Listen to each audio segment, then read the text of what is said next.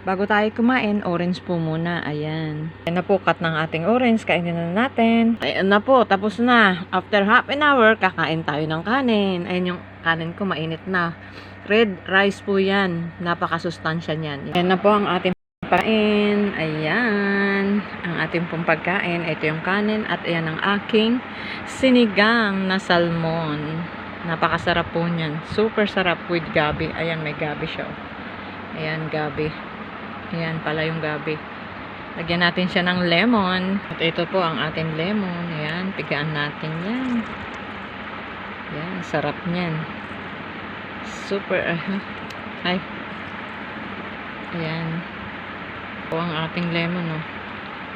Sarap niyan, maasim-asim. Talagang may asim na po yan. Ayan, tama na. So, enjoy life, enjoy food. Food is life. Pero moderation. Yan lang, tama na. Kain po tayo. Bye!